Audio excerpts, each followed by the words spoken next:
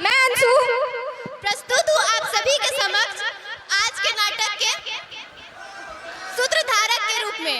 तो चलिए हम आपको ले चलते हैं अपने भारत के उस दौर में जहाँ शिक्षा का महत्व थोड़े बहुत लोगों को समझ तो आया था, पर लेकिन जब इसे ग्रहण करने की बारी आती थी तो इस लिस्ट में केवल लड़कों का नाम आता था। समाज की ऐसी सोच थी कि अगर लड़कियां पढ़ लिख ले तो वे लोगों को जवाब देने लगेगी, घर से भाग जाएगी और परिवार वाले भी इसी चिंता में उन्हें बाहर नहीं भेजना चाहते थे। और यही सोचकर माता पिता भी उन्हें घर में कैद करने की ठान ले लेते हैं। तो चलिए अब आपको इस नाटक के पात्रों के बारे में परिचय करवाते हैं। सबसे पहले आती है इस नाटक की मेन कैरेक्टर भोली।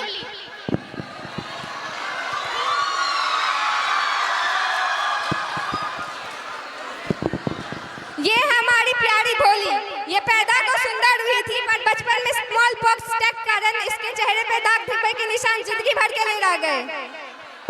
और ये है हमारी सुलेखा, जो पढ़ने के बाद अब भोली नहीं रही है। फिर आती है इनकी भोली की माँ।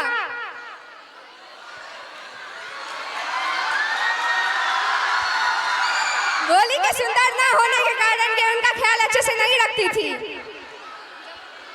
और अब आते हैं भोली के पिता।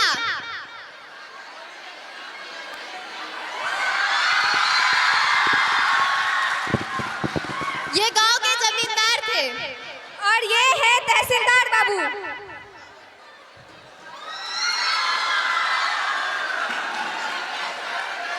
अब बारी आती है भोली के जीवन को पूरी तरह से बदल देने वाली उनके स्कूल टीचर की।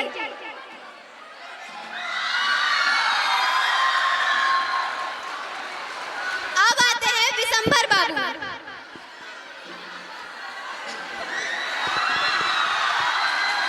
जो कि एक ग्रोसर थे, पर थे बहुत लालची और साथ में लंगड़े भी थे।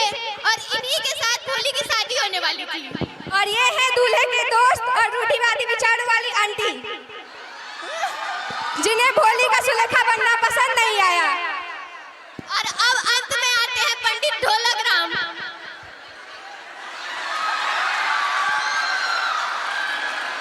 तो चलिए अब शुरुआत करते हैं तहसीलदार और जमींदार की बातचीत से।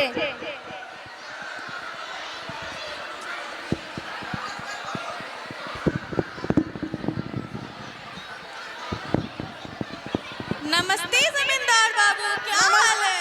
नमस्ते नमस्ते, आप बताइए। आपसे एक जरूरी बात कहना था। जी जी बोलिए। हमारे गांव में एक नया गर्ल्स स्कूल खुला है और गांव की प्रतिनिधि होने के नाते मैं चाहता हूँ कि आप अपनी बेटी को स्कूल में भेजें ताकि गांव के लोग आपसे प्रेरणा प्राप्त कर सके। जी मैं सोचूंगा इस विषय में। जी इस पे विचार विमर्श जरूर कीजिएगा। इस बातचीत के बाद जमींदार बाबू बड़े चिंतित हो जाते हैं और इसकी चर्चा अपनी पत्नी से करते हैं। अजी सुनती हो? अरे कहाँ मर गई? काहे भोकाल मचा रहे हैं? काहे भोकाल मचा रहे हैं? अरे भोकाल नहीं मचा रहे हैं, कुछ बात करना था। कहिए क्या विपदान पड़ी? अरे बोल रहे थे कि भोर में तहसीलदार साहब आए थे, कह रहे थे अपनी बिटिया का एडमिशन पास वाले स्कूल में करवाने। क्या कहा आपने? दिमाग ठीक है कि नहीं? बिटिया की स्कूल में जाकर समाज क्या कहेगा? लोग क्या कहेंगे? बच्चियों से शादी कौन करेगा? अरे मुझ में तो हिम्मत नहीं है उनकी बात को टालने की, तुम ही कुछ सोचो। बात तो सही है, हम सोच रहे क्या? बताएं। बताओ। भोली को स्कूल भेज देते हैं। एक तो बदसूरत है, उसे उसको देख देख के हम लोग का मन खराब हो जाता है। पढ़ लिख लेगी, थोड़ा ज्ञान बुद्धि होगा तो आगे चल के उसके लिए अच्छा होगा। हो सकता है तुम सही कहती हो।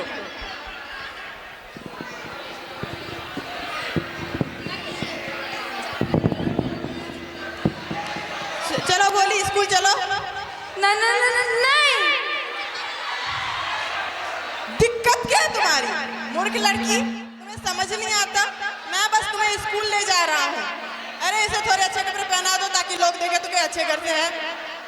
भोली डर रही थी और सोच रही थी कि कुछ दिन पहले उसकी गाय लक्ष्मी को भी इसी तरह बाहर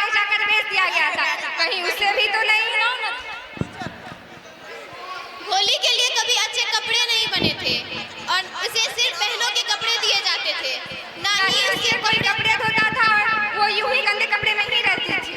पर आज वो लकी थी जो उसे एक साफ कपड़ा मिला और उसे नहलाया गया।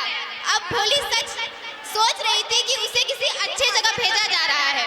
भोली और रामलाल स्कूल पहुंचते हैं और रामलाल भोली को हेडमिस्ट्रेस के हवाले कर देते हैं। लीजिए, अभी आपकी जिम्मेदारी है मैम। दीजिए, अब आप जा सकते हैं। जी जी, जाओ धन्यवाद। बेटा, वहाँ जाकर बैठो।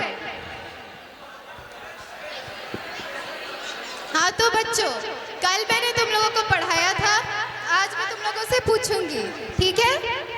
चिंटू, खड़े हो जाओ। कौसे? कालिया? नहीं, बिल्कुल गलत, कबूतर होता है। तुम बताओ। खासे खरबूज। बिल्कुल सही। तुम्हारा क्या नाम है बेटा?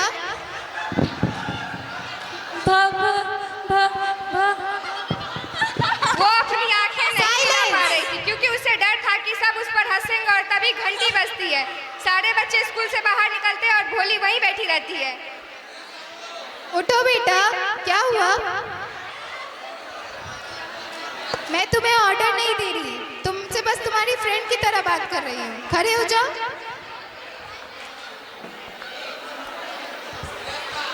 अब अपना नाम बताओ। भोली। बहुत अच्छे, एक बार फिर से। भोली। तुम बहुत अच्छे से बोल रही हो। अगर तुम अपने मन से इस डर को निकाल दोगी तो तुम हमेशा के लिए अच्छे से बोलना सीख जाओगी, ठीक है? हाँ हाँ, बिल्कुल सही। पर ऐसा तभी होगा जब तुम डेली स्कूल आओगी। क्या तुम आओगी? ऐसे नहीं, जोर से बोलो। हाँ। बहुत अच्छे। अरे मैंने तुम्हें बताया नहीं।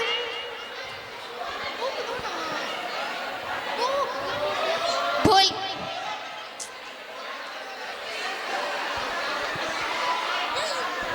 ये लो ये किताब, इसमें बहुत सारे पिक्चर्स हैं और बहुत सारे ब्लैक लेटर्स में ढेर सारे वर्ड हैं। 1 महीने के अंदर तुम ये सब पढ़ना सीख जाओगी, फिर मैं तुम्हें नई किताब दूंगी, ठीक है? फिर तुम अपने पूरे गांव में सबसे होनहार बच्ची कहलाओगी, सब तुम्हें आदर से देखेंगे, ठीक है? समझी? ठीक है, अब जाओ, कल से स्कूल आना। भोली घर जाती है एक नई उम्मीद के साथ। कुछ साल बाद गांव एक छोटा शहर बन गया था और वो स्कूल एक हाई स्कूल में तब्दील हो गया था। अब देखते हैं हमारी भोली का आगे क्या हुआ।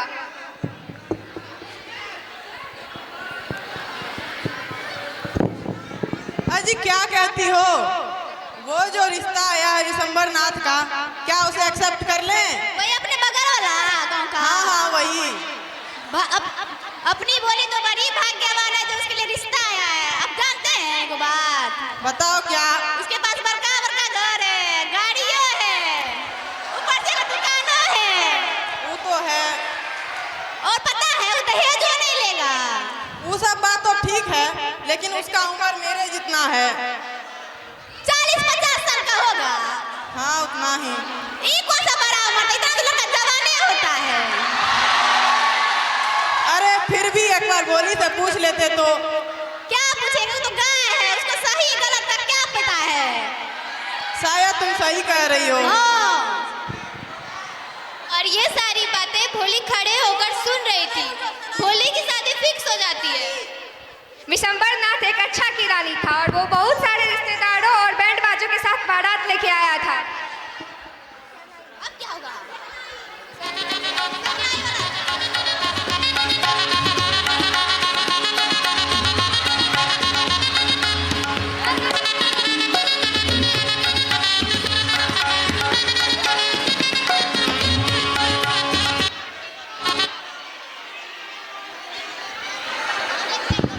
दिसंबर नाथ रिश्तेदार और पूरे बैंड बाजे के साथ बारात लेकर आया है और ये सब देखकर लामलाल बहुत खुश हो जाते हैं। मुहूर्त बीता जा रहा है, दुल्हन को बुलाइए। अरे भोली की माँ, भोली को लेके जल्दी आओ।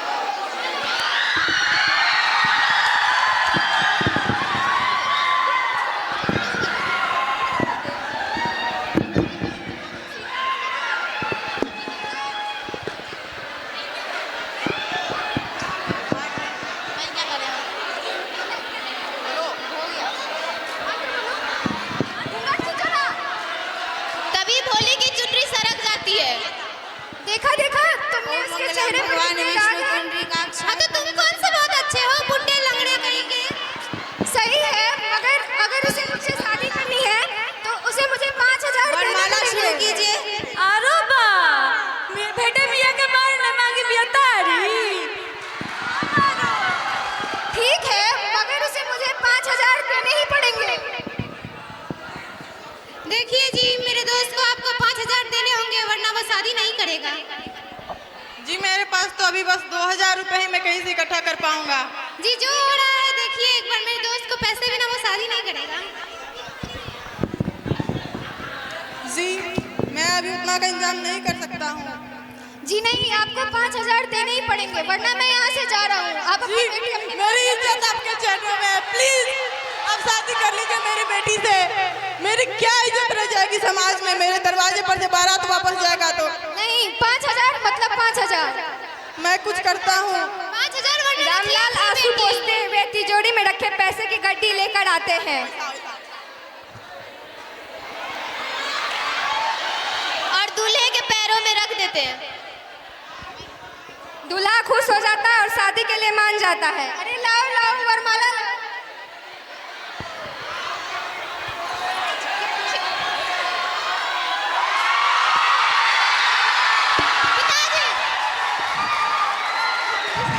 पिताजी आप अपने पैसे वापस कीजिए, मैं इस इंसान से शादी नहीं करूंगी। बेटी तुम्हें मेरी इज्जत की कोई परवाह नहीं, ये समाज मुझे क्या कहेगा? पिताजी मैं आपकी इज्जत का परवाह करती हूँ तो मैं इस दरिंदे से शादी कर रही हूँ। बेटी हम मेरे दरवाजे पर से बारात वापस जाएगी तो मेरा क्या ही इज्जत रह जाएगा इस समाज में? पिताजी मैं इसलिए तो उससे शादी कर रही हूँ, मैं उससे शादी लेकिन इस दरिंदे से शादी बिल्कुल नहीं कर सकती। बेटी हम लोग जीते जी मर जाएंगे। हाय राम, कितनी बेशरम बदतमीज बदसूरत है। हम सब तो इसे सीधी सादी गूंगी गाय समझते थे। जी आंटी बिल्कुल सही कह रही हैं आप, इसीलिए आप मुझे इस दरिंदे को सौंप रही थी, परंतु यह भोली अब सुलेखा बन चुकी है और वह यह शादी हरगिज नहीं करेगी। भागो मेरे द्वार पर से।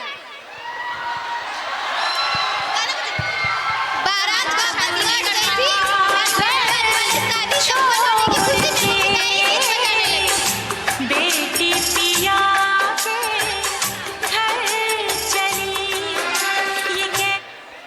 बेटी लेकिन तुम्हारा क्या होगा? पिताजी मैं उसी स्कूल में पढ़ाऊंगी जहाँ मैं पढ़ लिख कर आज भोली से सुलेखा बन पाई हूँ और मैं आप दोनों की सेवा करूंगी। क्यों सही कहा ना मैंने? हाँ हाँ जरूर भोली, बिल्कुल सही कहा तुमने। ये वही टीचर है जिसने भोली को सुलेखा बनाया और शादी में हो रहे सभी चीजों को वो देख रही थी और अपनी हंसती हुई आंखों में इस तरह भोली को निहार रही थी जैसे एक कलाकार अपने मास्टरपीस को देख रहा हो। बेटी तुमने हमारी आंखें खोल दी। हमें माफ कर दो बेटी, हमने तुम पे बहुत सारे कष्ट किए, हमें माफ कर दो बेटी। अब क्या होता है? अब मैं इस नाटक को खत्म करते हुए सभी पात्रों को स्टेज पर वापस बुलाना चाहूंगी।